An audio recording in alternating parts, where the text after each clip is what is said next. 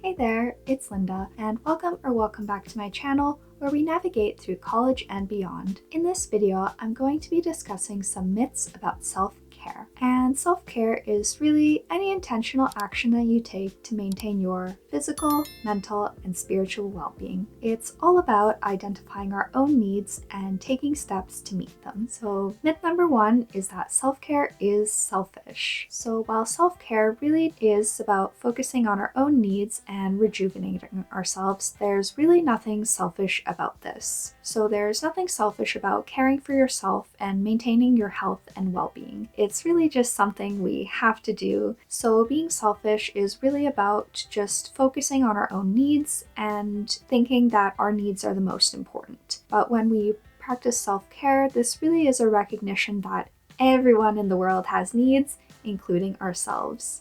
So there's a big difference there. And you've probably heard that popular saying when you're on an airplane to put on your air mask before assisting others. And it's really the same thing with self-care. So if we're not able to care for ourselves, then we're not going to be able to care for other people either. So when we care for ourselves, this also has a positive effect on our relationships with other people. So when we're healthy and well, this means that we can give more of ourselves to others. So myth number two is that self-care is expensive. So we often see Instagram or other social media posts where people are saying they're practicing self-care by going to the spa or going to a tropical vacation or, going out to a fancy restaurant. And, self-care is often equated with spending a lot of money and doing something that's like over the top fancy.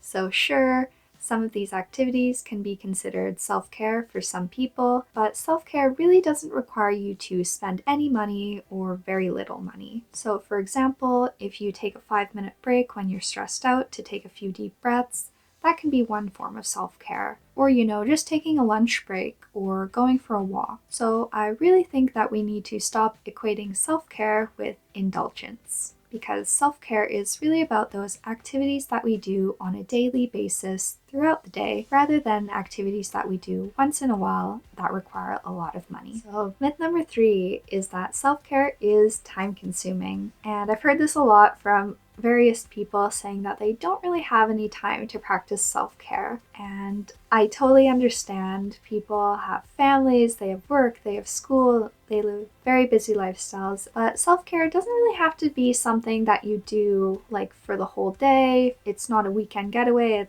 Doesn't have to be like a tropical vacation for a week. So self-care can be as simple as taking 5 minutes out of your day to relax or meditate or do whatever you need to do. So you really shouldn't feel like self-care is a chore or something that takes up a lot of time in your day. So self-care is really just meant to give you enough energy to rejuvenate you and allow you to move on to what's next in your day. So you might want to find a few small moments in the day to check in with yourself, both your body and your mind, and ask yourself, well, what do I need right now? How can I meet that need? So myth number four is that self-care is anything that we do that makes us feel good or makes us feel better. And this is definitely a myth, because there's many activities that feel good in the short term but can be really damaging in the long term. So for example, let's say you feel really bad about yourself and you decide to eat an entire pizza on your own. So sure, that's going to feel really good in the short term. However, in the long term, you might get a stomach ache. So here's another example. Maybe we tell ourselves that we're going to feel good or feel better if we don't do any exercise. And sure, that's fine to take a few rest days. However, if we always tell ourselves this in the morning and we never get up or do exercise, this will actually lead to a sedentary lifestyle. So self-care really does involve thinking about the long-term effects of our decisions, and sometimes self-care is actually not going to be what feels really good in the moment, and it might be what feels difficult to do actually, but it's going to be kind of something that's worth it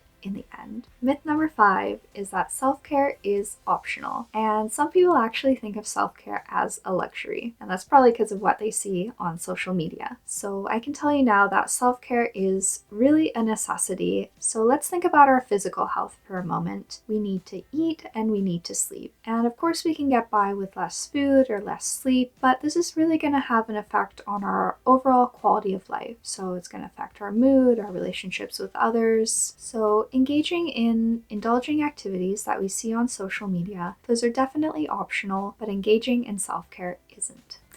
Myth number 6 is that self-care is an emergency response plan. This myth kind of assumes that self-care is really something that we practice when we're feeling really burnt out, when we're having a crisis, when we're breaking down, and yes, when we're feeling really stressed and overwhelmed.